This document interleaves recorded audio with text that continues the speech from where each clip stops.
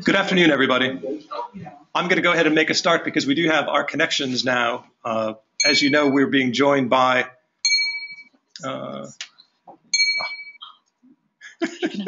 okay. As you know, we are being joined by colleagues at our other campuses. So we do have connections right now live to Hillingdon and Egham and Doha. And again, people will be arriving as we get started this morning. So I know that not everyone is already in those locations. I wanted to start by just introducing to this evening's event, and I wanted to clarify kind of where this event has come from. The Big Think and the Education Summit process, which is it's a process aimed at eventually developing a set of elements for our new ACS International Schools philosophy and our expected school-wide learning results, is being driven by the heads of school group. And all of you, I think, know who the members of that group are. SIM is managing the research and development part, which is the very beginning part of the process. And that's the part that you're participating in this evening. As a research and development piece, what we're charged with doing is going out and looking at what's happening in the wider world and bringing that to the process. We'll be doing that through a whole series of events, and I'll tell you more about those in just a moment. I did want to mention that there's an important partnership here that is producing these materials, and that's the partnership that we have with Research Schools International. Mallory Perry is here this afternoon, and I'll be introducing her in just a moment. A lot of you have met Dr. Christina Hinton, who is the founder of Research Schools International, and she's been with us for several of our past events. Again, as a research and development project, the things that we're looking at are things like the published academic literature and what that tells us about international schools and international school education, both in the past and in the present, and to the extent that it can, also things that are moving forward. The research is also going to be looking at what our school knows, thinks, feels, and hopes about international schools and international school education. So the research bit is covering both of those parts. Again, be aware that tonight is the very beginning part of that process. I've created just a really simple process map to help you kind of visualize where we are and where we're going between now and the end of December. We have two distinct kind of project streams. One of them involves all the members of the ACS International Schools community, and those are the pieces that go across the top of the screen. On the lower part of the screen, we have some activities that are going to involve representatives of all of our schools coming together. You can see up at the top that we're in the You Are Here right now. We're at the very beginning part of this process, which is the publication of our first literature review, which is called International School Education for a Changing World. Accompanying that literature review, we do have a consultation and a consultation response form. I'll say a little bit about those in just a moment, but I want to talk through the whole process first. So the things that we learn from that consultation and the consultation responses are going to feed into this first live event. Today, we're going to be hearing about some of the background research, and specifically the research that is documented in the peer-reviewed literature. At this event, we're going to be hearing from experts in the field and practitioners in the field who are going to be presenting current data, and data that doesn't necessarily exist or is not necessarily reflected in the published academic literature. One of the things that I'm sure Mallory is going to touch on, but we've become keenly aware of, is that when we look at the literature about school development and the future of schools, that international schools are very underrepresented in that literature. We are kind of a niche school, a growing subset of schools, but there's not a tremendous amount of published academic literature specifically around international schools. It is there, but it's not in the same volume that you'll find around other types of schools, whether independent or government supported. So this big event, Big Think event, the first one happens on the 30th of September. It's going to be hosted by ACS Hillingdon.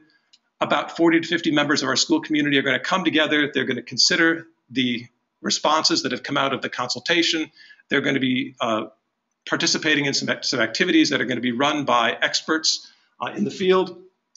And the information that comes out of this is one output as we begin to build outputs toward that final piece of having the background that we need to be able to work on this common ACS International Schools philosophy. The next step after that Big Think is going to be a second literature review, and that one is called Teaching and Learning for a Changing World.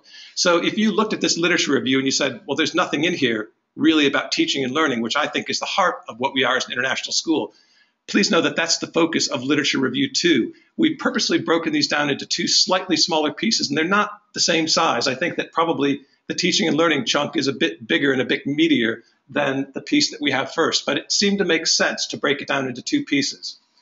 That literature review also will have a consultation that will go along with it, and that will culminate again in Big Think 2, which happens on the 11th of November, and that will happen here at ACS Cobham. Again, all the inputs from all of these events. So we're going to have two literature reviews. We're going to have a practitioner insight report that reflects all the things that people have told us over the course of this 4-month period.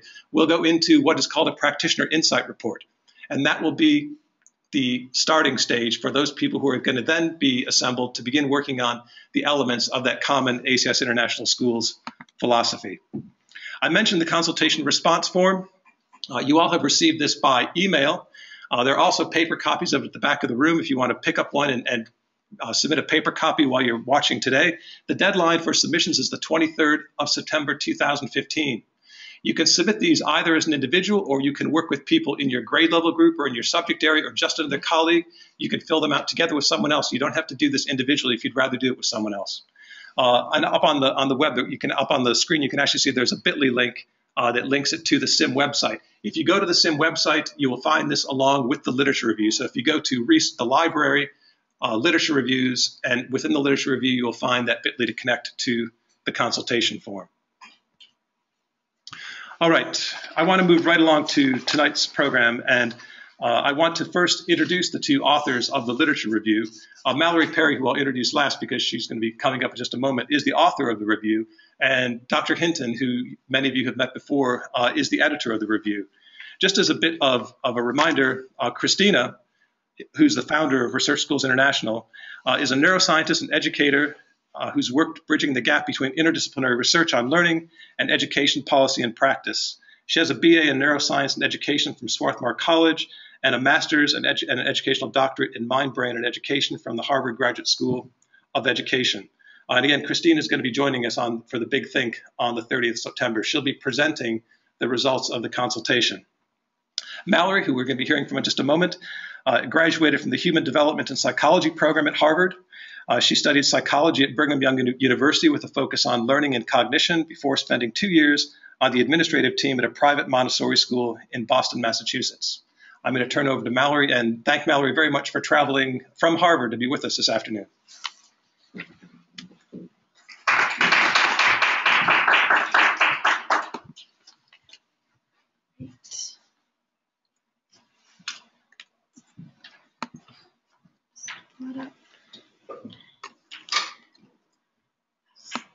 Perfect. Yes, use that to move. Okay, terrific. Thank you so much, Ben. And thank you so much for letting me come and to speak with you a little bit today. I just remembered I have to stand over here because the microphone has to pick me up. Okay, I'm not going to pace. Today we're going to talk a little bit about this question that was the guiding question for the literature review. What is the role of an international school education in a changing world?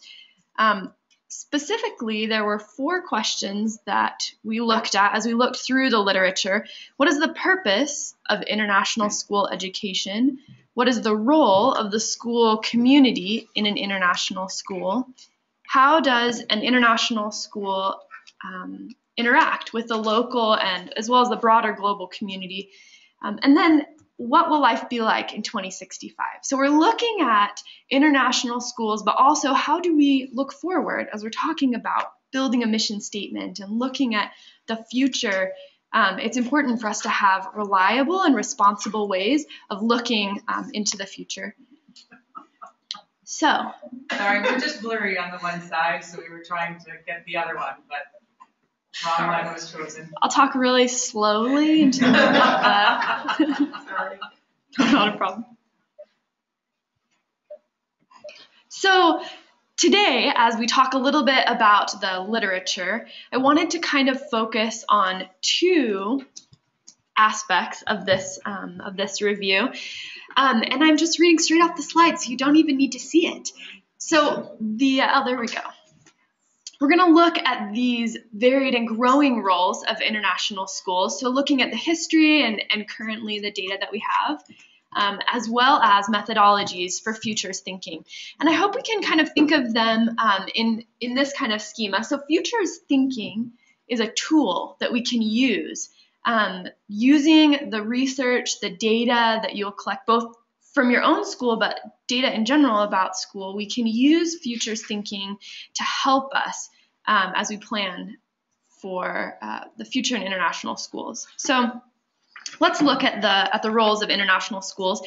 I just want you to take a minute. I know some of you aren't sitting by people, so if you need to rearrange, I want you to take a minute, a few minutes, and talk with just a partner about what makes a school an international school. Talk about your perspective, but I want you to move beyond just sharing how you feel. Try to create a dialogue here about how and where does this perspective come from? How do we define international schools?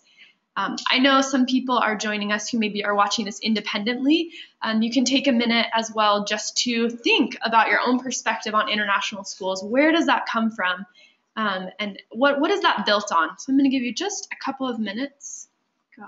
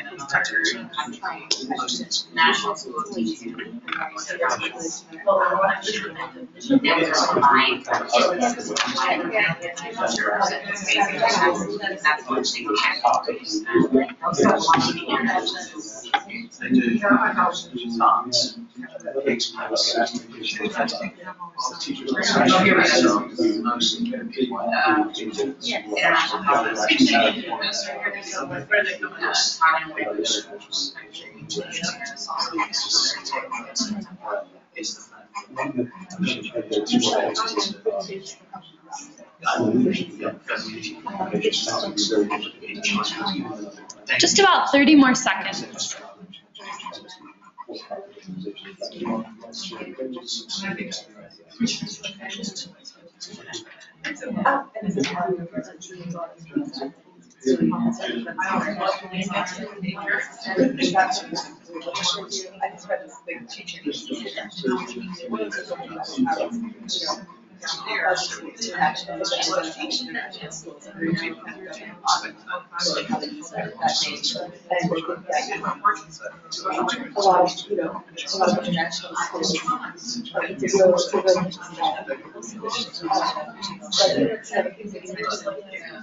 All right, let's come back together. We can wrap up.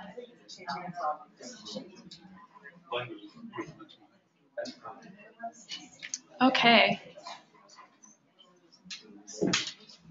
So the purpose of this activity was to encourage you to consider about how this perspective, your perspective of what an international school, how that impacts your understanding of the ACS school's role as international schools. And as we go throughout talking a little bit about what the literature says broadly, I want you to keep that in mind, this idea of what it means in your context. Because I think in this case, as in the case of all literature, all research, it's only valuable if you find its value in your own context.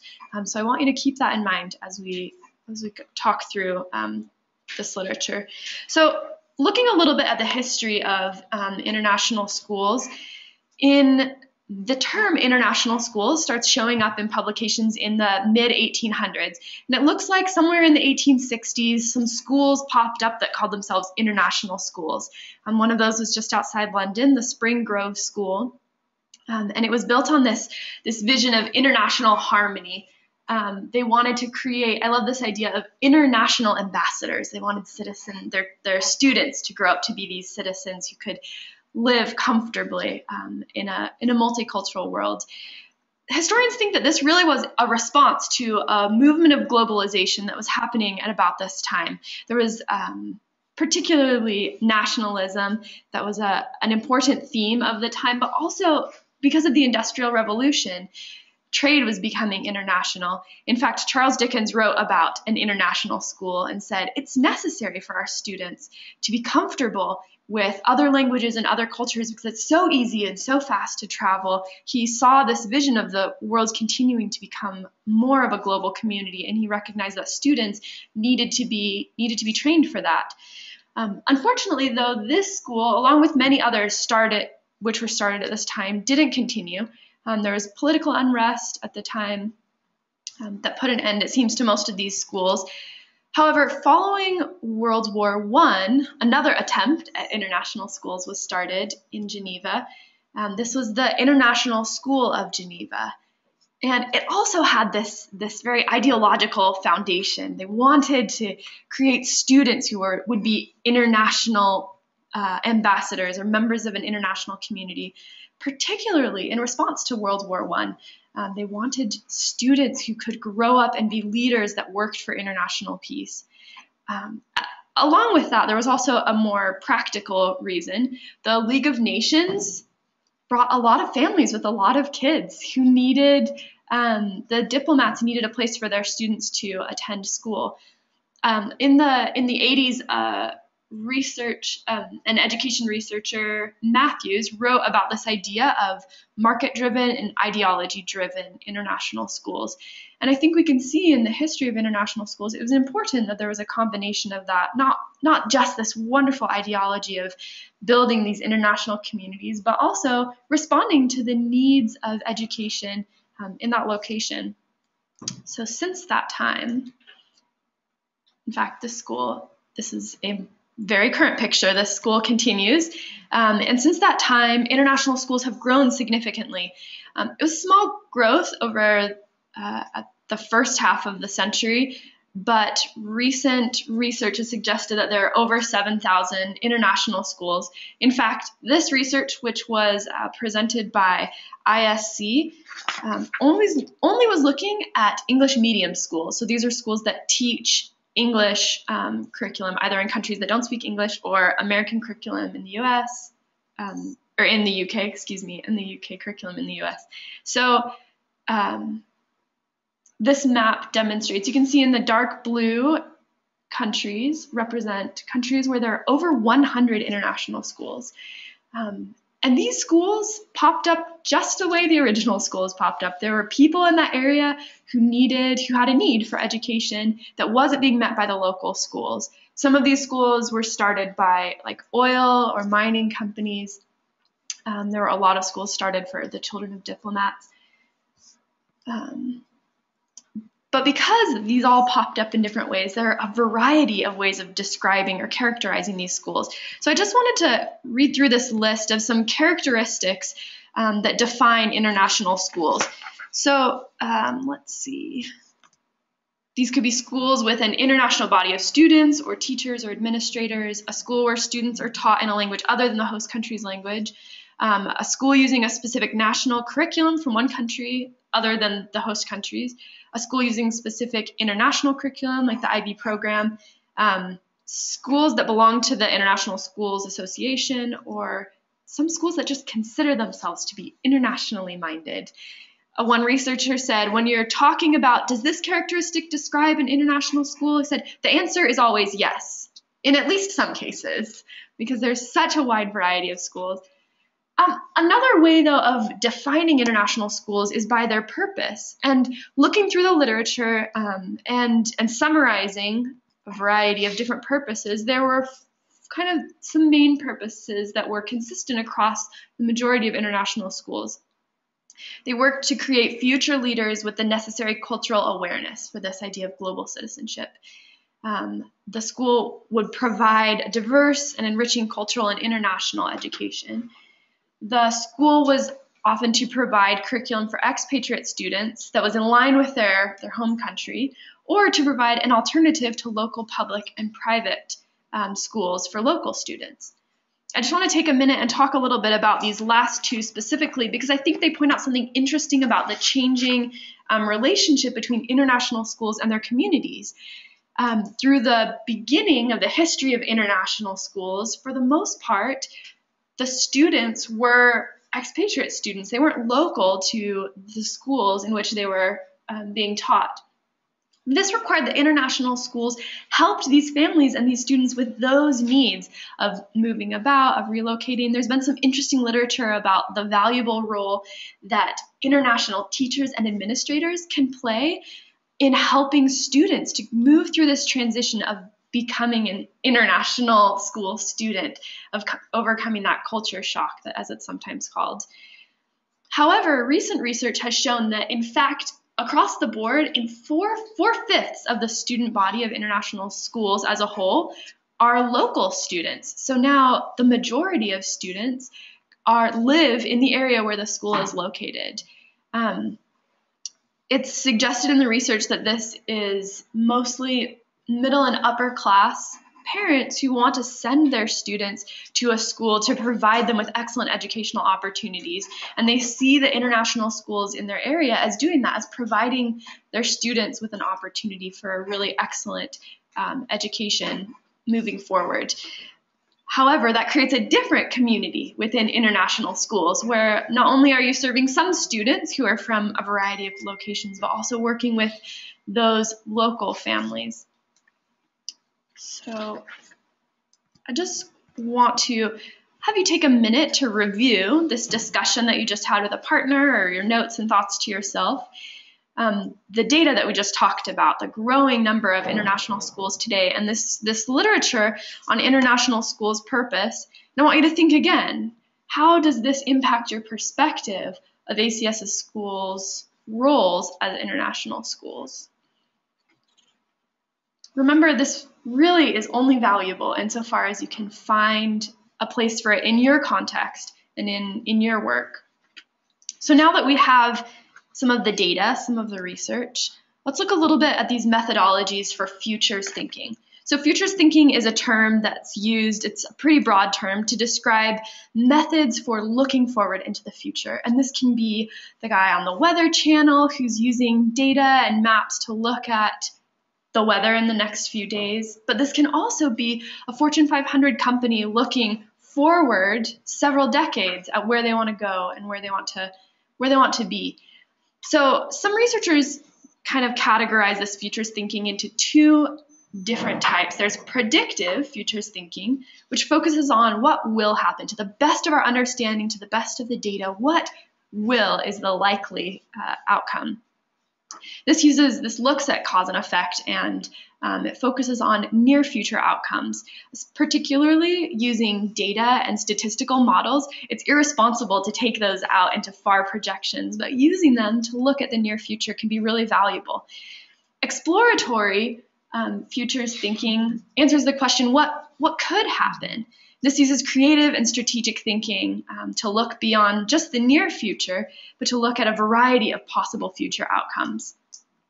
So I wanted to show some data that was collected by ISC, the International Schools Consultancy, that they presented earlier this year. So this is data from the year 2000. This is, again, looking at those English medium international schools. There were 2,500 international schools in the year 2000. 15 years later, we have 7,500. And using these statistics, they project forward that in 2020, we'll have over 10,000 schools. And by 2025, we'll have over 15,000 international schools. Using similar data and projections, they look at the growth of the students in the population. So in 2000, we had about 0.97 million students, 2015, 3.92. And in 2020 and 25, you can see this continued growth in education. Unfortunately, if we want to look out into the year 2065, we really can't rely on the statistics there to look so far into the future. Where statistics aren't as useful. There are other methods that we can use to look forward into the future. And I wanted to focus for a few minutes on the Delphi method. This method, one of the men who worked on this project, who developed it, he said this is a really great alternative to just using your best guess, which in the past has been what people did when they needed to think about the future but couldn't use statistics or other methods of looking into the near future to answer their questions. It was developed in the 1950s by the organization RAND, and it focuses on the use of systematic collaboration and creating consensus between experts.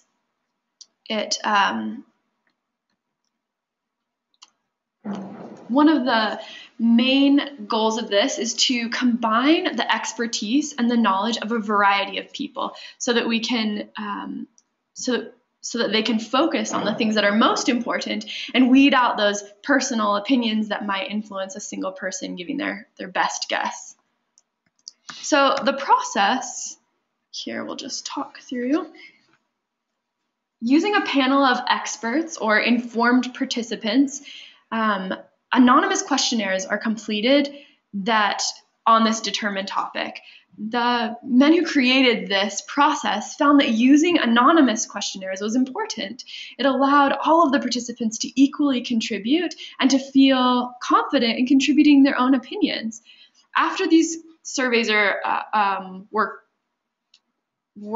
completed, then the moderator would provide feedback, again in this anonymous way, to allow all the participants to get sort of an aggregate feel of what other people were responding, the ways that others were responding. And then the respondents could think about those, look at those patterns, look at those. Sometimes they would give unique responses or arguments that people might make for kind of a far out response on a questionnaire. And then the participants would have another opportunity to again answer these questions. And slowly, by listening to the opinion of the whole, they were able to come to a consensus. The participants came to a consensus, or sometimes they came to two different consensuses. They would come to a variety of responses, but in what they called a steady state. So a point at which the input of others no longer made them doubt or question or change their mind about this future that they were thinking about and considering. One of the things that's important about this method is that it's not a method for determining necessarily what is going to be the outcome. Some research has shown that when used very carefully and following the guidelines by the original creators of this process, it can be reliably used to predict outcomes. However, in most cases, it's the process of working together and collaborating through this futures thinking activity that really provides the outcome that's important.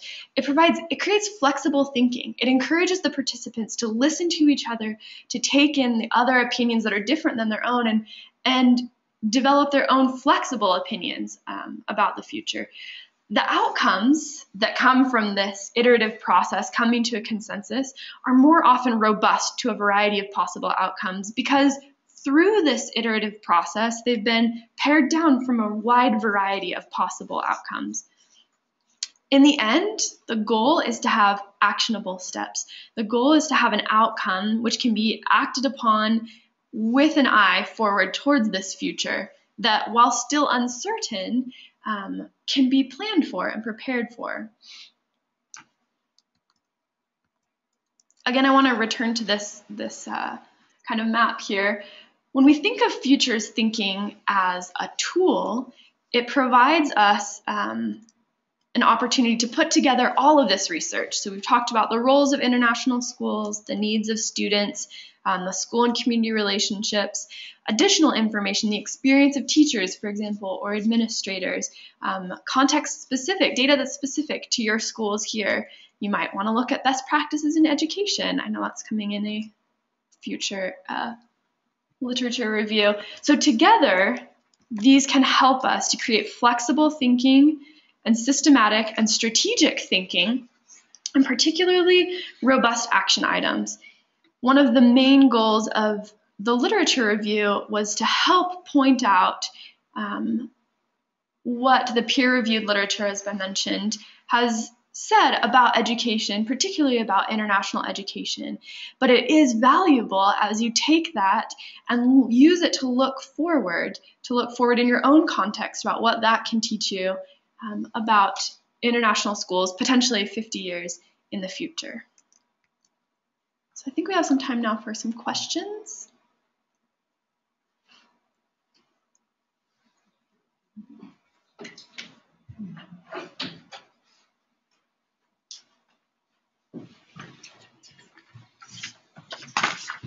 Yeah, mute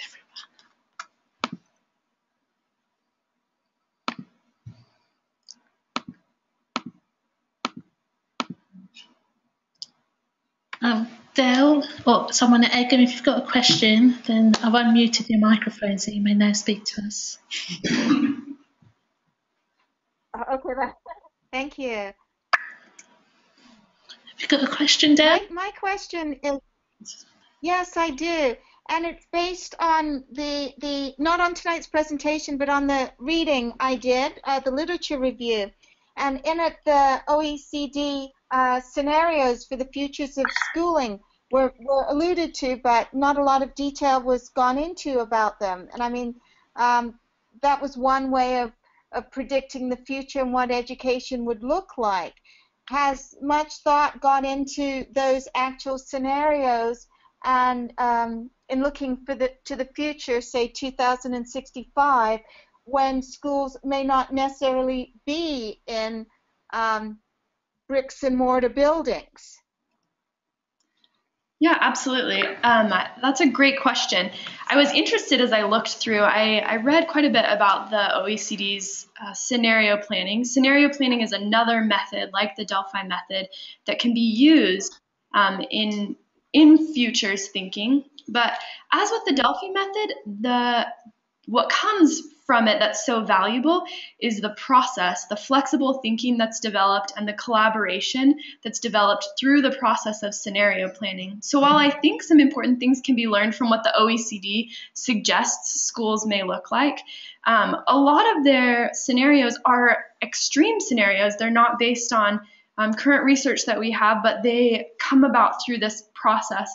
And I felt in looking at the literature and talking a little bit with others that the importance here is that we participate in the process ourselves.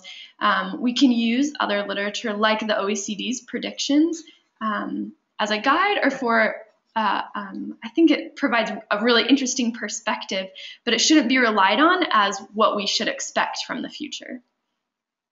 Okay, thank you.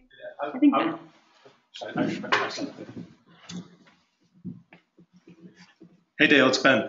I just wanted to add one other thing to that discussion, and that is that when people create these scenarios, that they tend to fall into four kind of big categories, and there are lots of other ways you can break it down, but the scenarios often talk about what is possible, what is plausible, what is probable, or what is preferred. And the OECD scenarios actually fall into that possible range, which is the biggest grouping of scenarios. It's only by using data that we then begin to hone in on those things that are probable versus the things that are just possible. In our first big think event, what we're going to be doing is actually introducing another layer of data to this discussion, so that the discussion at the big think really is around those things that are probable rather than these big things that are possible. The other category is what is preferable, and that's kind of an interesting kind of proposition. How do you actually merge what is preferable with what is probable? And I think that's where, kind of the mission and kind of the reality of what may be happening with other international schools becomes a really interesting question in terms of what we do with that mission statement. But again, possible, plausible, probable, preferable, four completely different kinds of futures. Whenever we talk about these scenarios, we need to think about which of those categories they actually belong to. Mm-hmm. It's a good framework.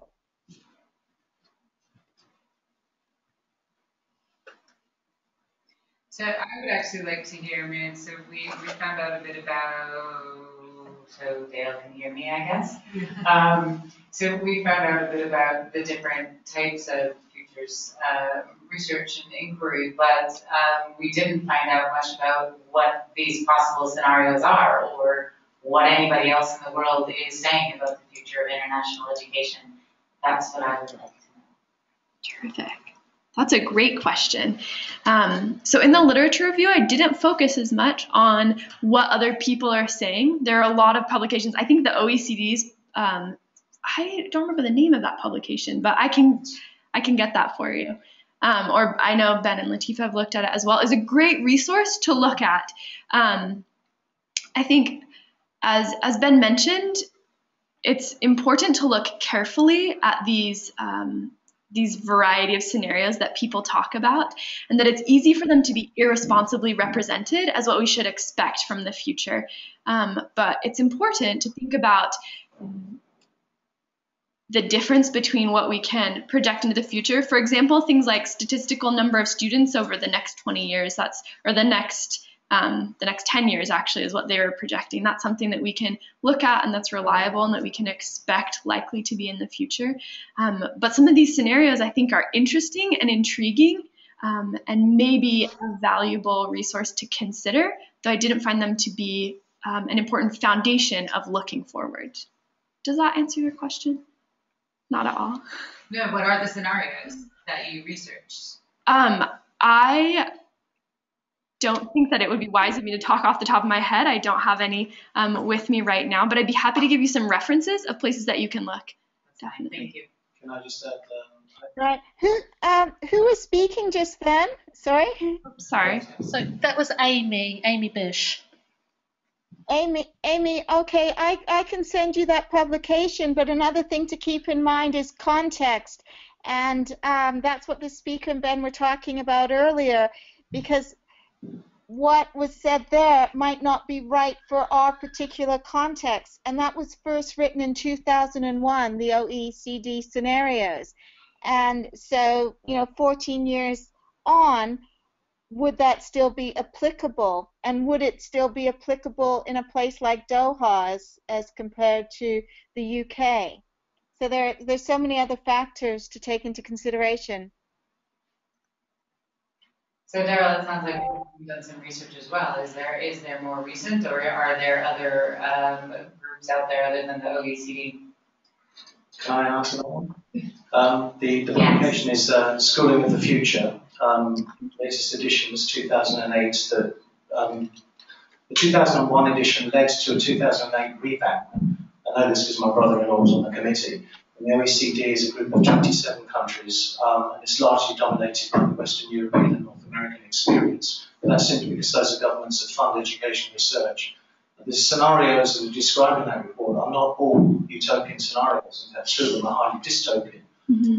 What they came up with in terms of curriculum content, which I think is a practical application of where the ISC's research for one will lead to. Bear in mind, we're looking at 2020, an increased proportion of the children in the world will be in an international school, if those statistics are true. So we have to look at values education. How do we avoid educating people so that we produce, genius masterminds who have values that we don't want to encourage them of? That is, if we're honest, one possible future scenario, and it's one of the ones that's reflected in the dystopian future. So they started to look at what they wanted the outcomes to be. Without looking at specific traditional subject-led curriculums, they were looking at like history and geography and mathematics and what have you. Some of the things they came up with was the idea of teaching children to solve problems in teams. And notice that's different from problem solving and it's different from teamwork. Solving problems in teams is a distinct skill. Another one was systems thinking. One was perseverance, which we don't often teach, but we've done some research on it. And then the last one was innovation, which of course has got a lot of attraction recently. But what's missing there is values education.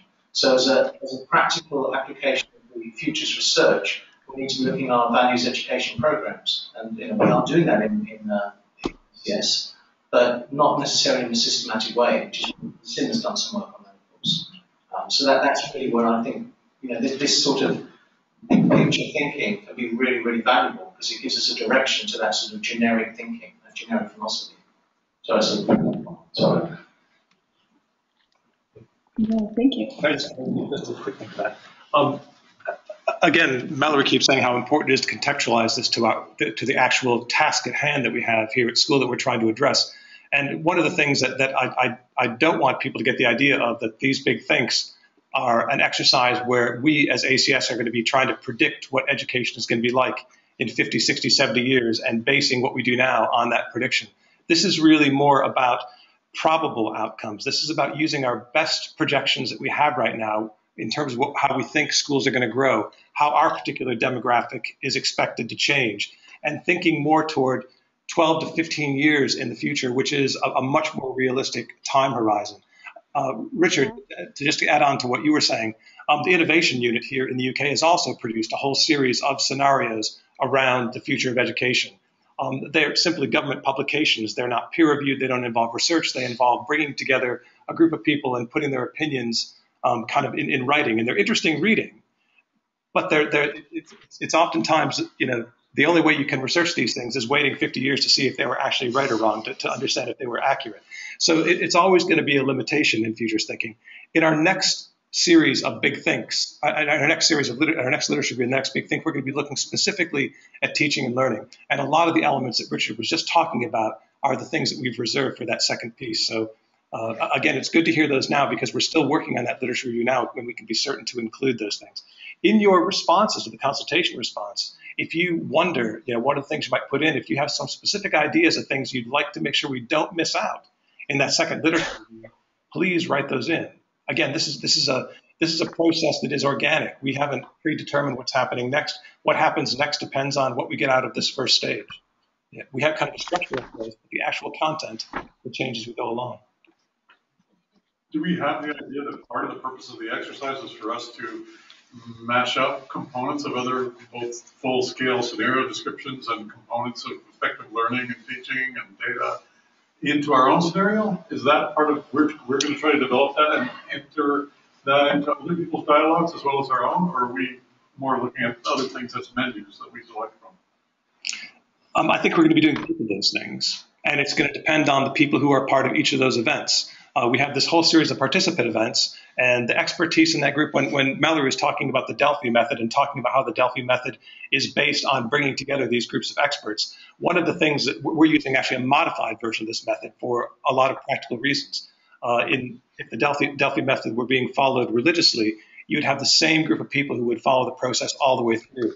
We know that we're going to have different people who are going to be participating in different parts of those events. And so we know that in different events, we're going to have different expertise represented in the room, and that we're going to try to use that to our advantage. So I think the answer to your question is that probably it's going to be a mixture of those things, and it's going to be based on who we have in the rooms at that time. And we're working very hard to get a very good mix of people at all these events.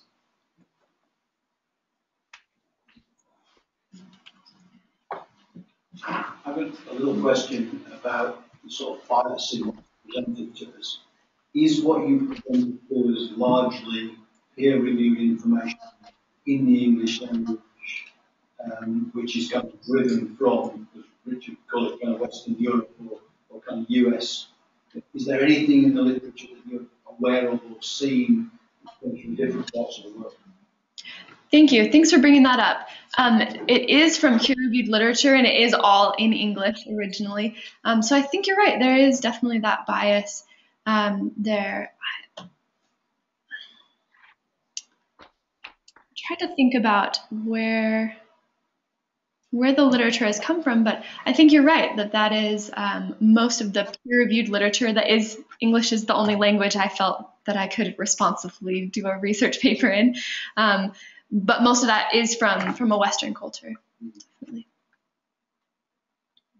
I'm still wondering how Chinese and Indian kind of research or thought kind of impacts their international school. Yeah, I think that's a. We used to describe ourselves as an international school within 2.5 miles of the M25. We've now got a school in Doha. As we think forward, we've got to work out where we would want to be and what sort of community we want to serve. Yeah, I think that's a really good point. There is some interesting research that I did look into that talked about international schools, specifically in China, as well as in India and in the Middle East. In China, there's some interesting policies about who are allowed to go to international schools. So a lot of the patterns that we see, for example, local students going to international schools, that's not happening in China with their current policies. So the international schools there are very much their own island for the people who live there. In India, however, particularly I read some articles about in Malaysia how things are changing and a significant number of those attending schools in Asia are, excluding China, are local students. And so I think that there is as Ben mentioned, there is a significant lack of research about international schools generally, and there's only a very little bit of research that's been done about schools in that area. But I think as they continue to grow, and those are the areas of the world where international schools currently are growing so significantly right now, I think there will be more research. Perhaps you can be a part of being that more research as we move forward. Following on to that you're just talking about students and where they're from and when local versus international, placements in schools. Did you find patterns in where the teachers who are working in international schools are coming from? Are those more local hires, or are they teachers who have? I mean, I don't know if that came up in your research, but is it the people who make the international school career and travel from? What were some of the more common themes in the staff that are teaching the children in the international schools? Did that come up at all? That's a great question. There's actually an interesting book that I can refer you to that talks specifically about that experience of international teachers. And there's some interesting things going on as people are trying to find, there's a little bit of a lack of international teachers right now. I didn't focus on it as much in the literature, so I'm sure there's more literature out there that I didn't seek after. So I don't feel that I can tell you a pattern about that. However, there has been some research done on the great value of having teachers who were themselves international students or who live internationally, because they are able to provide support specifically for those international students. That research is a little bit old, and I don't know what it looks like today in these international schools that have so many local students. But I think that's a good question to be asking and looking into. Kevin Ruth is going to present some of that data in his presentation. There you go.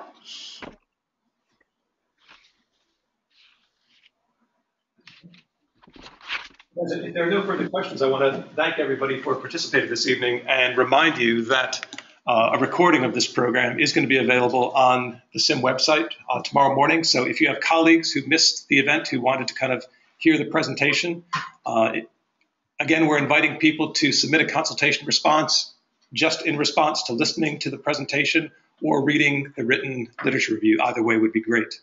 Thank you all for coming, and I know some of you are going to be at the Big Think event. I look forward to seeing you there. Our next literature review is on the 28th of October. Yeah, thank you, Latifah. When we come back from our October break, and we'll be sending around lots of notices and reminders for those events. So thank you again very much for joining us this afternoon, and thank you to Mallory for traveling here and presenting.